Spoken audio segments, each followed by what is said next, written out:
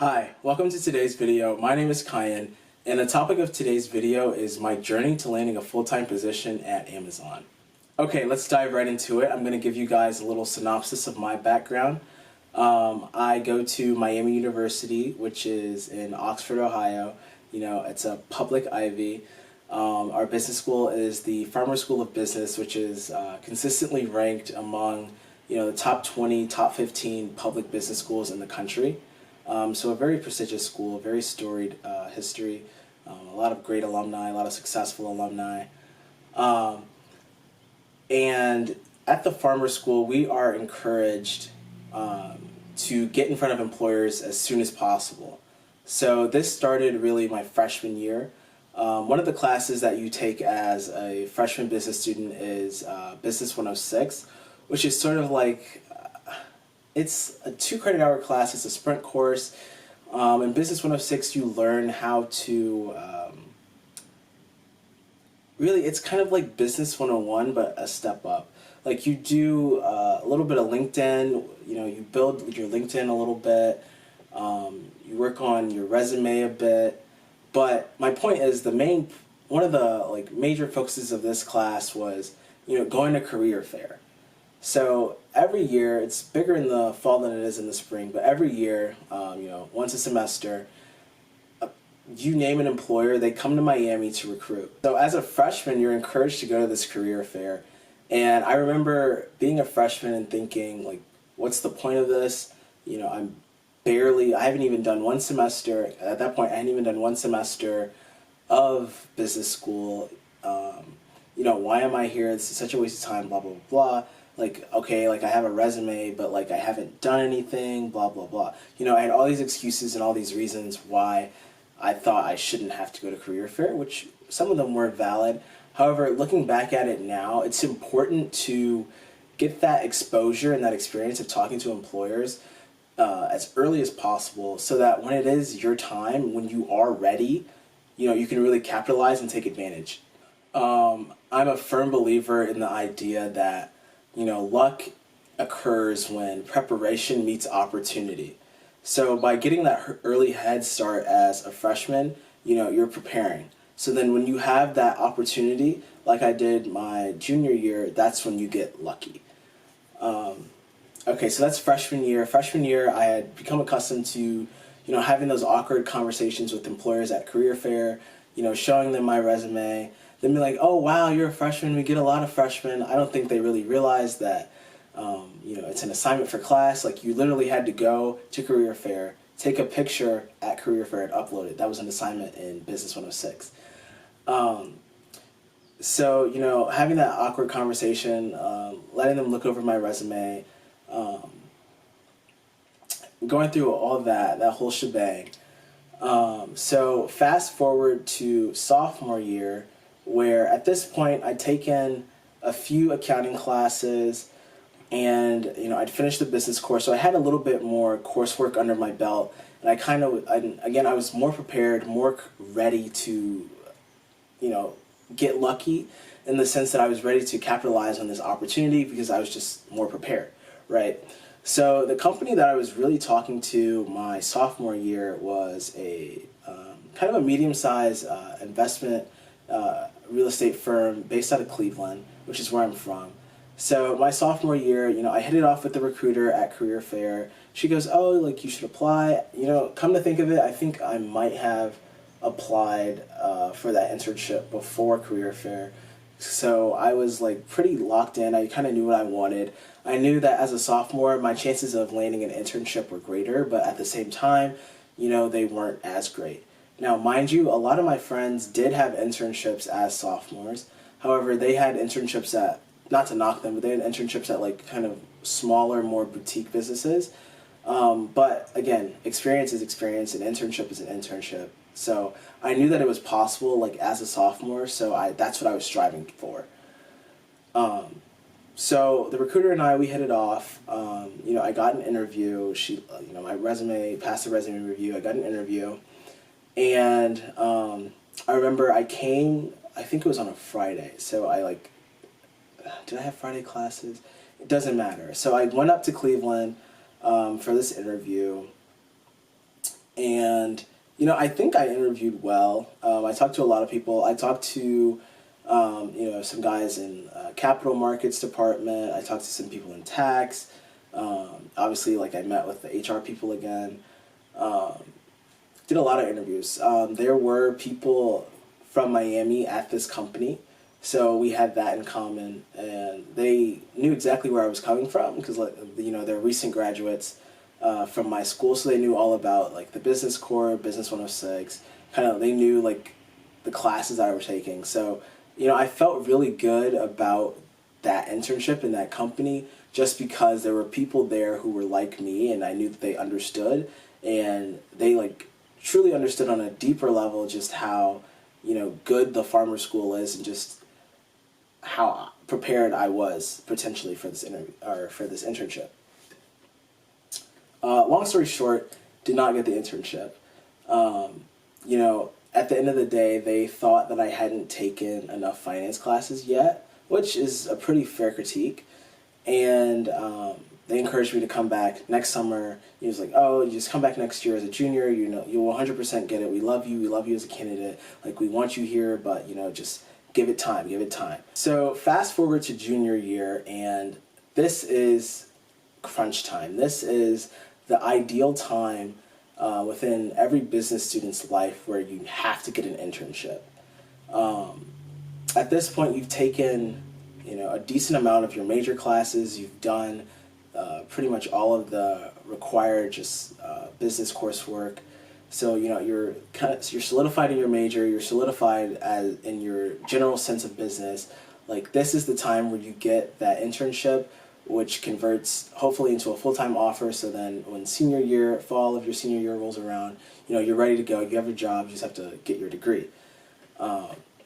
So knowing this, there was a lot of pressure going into my junior year, a lot of pressure going into that spring specifically. And of course, during that time, it was COVID. So we're in the middle of a pandemic, and here I am applying for internships. At the time, I was exercising the remote learning option that was being offered by the school. So I wasn't even in Oxford. I wasn't at school. I was at home taking classes and applying for internships. That was the spring of my junior year. So for some reason, I just didn't want to go back to that company that said, "Come back." I wasn't drawn to it. I had grown as a student. I thought, like, oh, this would be a good sophomore internship, even though their intern program was phenomenal, like raving reviews, great testimonies. A lot of the kids who did that internship were stellar students. Like, I knew that I would learn a lot at that company, but I don't know, just something about doubling back just didn't sit right with me, so I didn't. And at that point, I was just, I was cold applying to different opportunities. Now, we did have career fair virtually, but virtual career fair is 1,000 times more difficult than, career fair in person. Career fair in person is already awkward, but doing it virtually, that's just impossible, nearly impossible. So I didn't participate because I just didn't feel comfortable doing that. I knew that I wouldn't succeed in that environment, so I didn't even put myself through that. So the way that I ended up at Amazon was pretty random. I knew that I always wanted to work at the intersection of art and technology, so me working at a tech company was a no-brainer. Like, I knew that's what I wanted just because that's kind of like where I stand philosophically. So with that being said, I applied to multiple FAANGs and tech companies. I also applied to a few banks, but again, I still know that I want to work at the intersection of art and technology. So, I was doing a Google search one day, just thinking of different companies. I applied at Facebook, I applied at Apple, really just applying at FAANGs, and I found my internship at Amazon, and I was like, okay, well, Amazon is a huge company. They probably get thousands of applicants for this internship. I'm just going to go ahead and submit my resume, fill out this application, and they'll probably never see it, so whatever, but I'm gonna apply, just to say that I applied, you know? It's funny how when you do things on a lark, they always seem to work out. So I got an interview, and at this point I'm like, wow, did not expect to be here. Happy to be here, but didn't expect to be here. I don't know what to do with this, but I'm just gonna keep playing along. And I think that's like a really huge key to success, just act as if. So I was acting as if I knew what I was doing, and I was acting as if, you know, that's really what I wanted at the time, even though I really didn't know. But I continued. I was like, all right, well, we'll see where this goes. You know, at the end of the day, all they can say is no.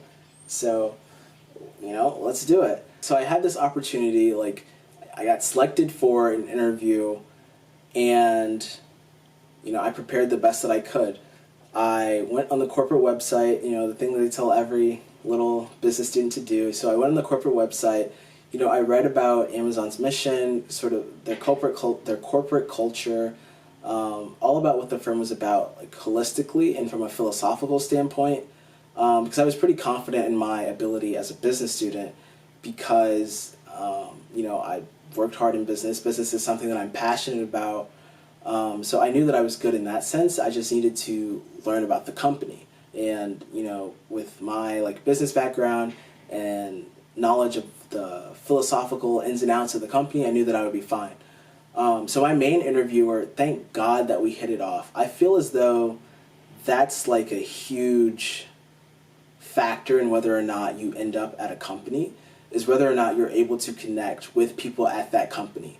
So everyone that I interviewed with, I tried to connect with them on a personal level, and then, you know, showcase what I brought to the table from a professional standpoint.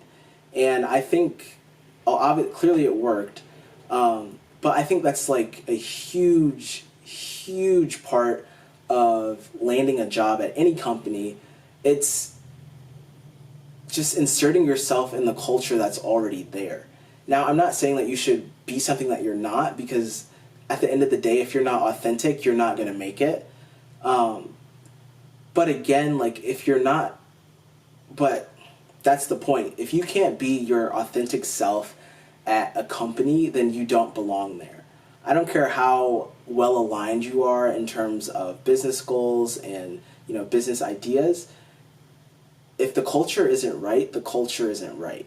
Thankfully, the culture is right for me at Amazon. The company slogan, from an internal standpoint, is "Every day is day one." So that idea of the company being, at this point, like a $1 trillion startup, every day is day one. Every day we have to give it our all. Every day we are, you know, working towards building something that's new, exciting, innovative, something that's never been done before, and this is our first crack at it every day. So that's kind of the overall general broad philosophy at Amazon, and I really like that, because ultimately I know that I am someone who's going to start their own firm one day, and being in that like pseudo startup culture was really awesome. You know, it provided that, you know, that infrastructure and that safety that a FAANG provides, but also there's that air of, again, like a startup. Now, obviously, like, if you really want that startup experience, well, go work at a startup. That's a no-brainer. However, there isn't that security that a FAANG provides. I would say the main reason that I was able to land the internship was because the way that I think about problems and the way that I solve them aligns with the way that problems are solved at the company. So once again, I kind of already fit in before I was there.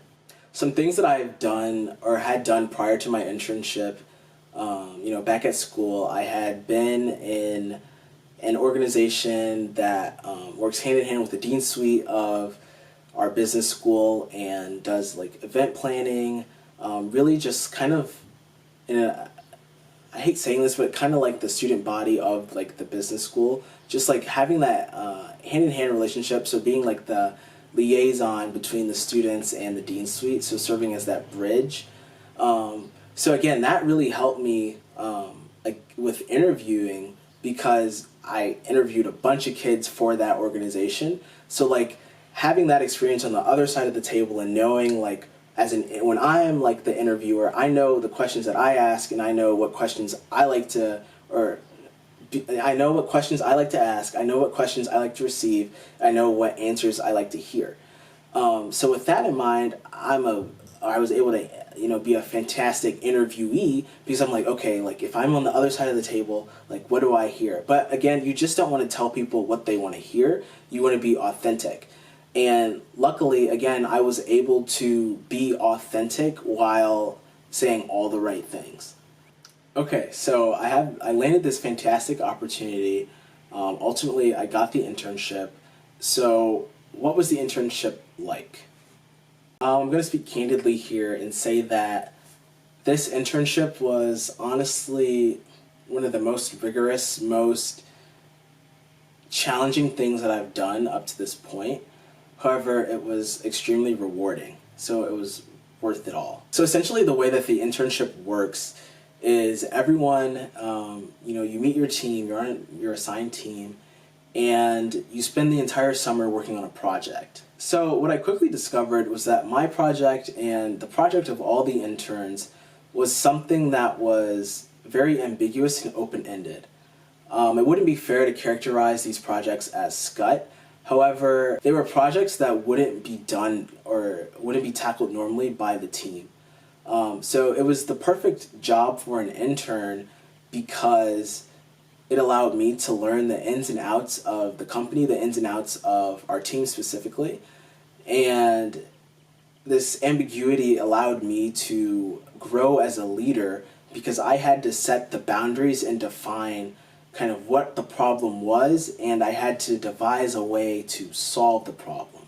So not only did I find a solution, but I also developed a methodology for discovering the solution.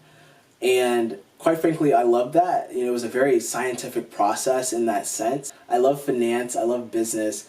However, I think like the scientific process and just that innate curiosity is something that's very special.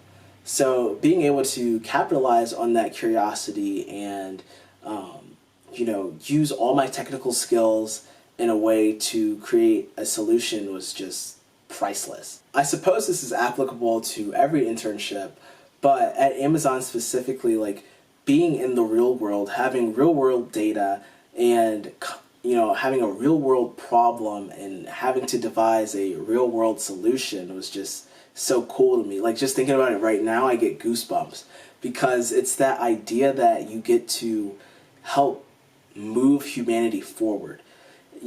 This problem, it may just be a problem within, the company. However, this company is one of the largest in the world, and the way that we do things is a benchmark.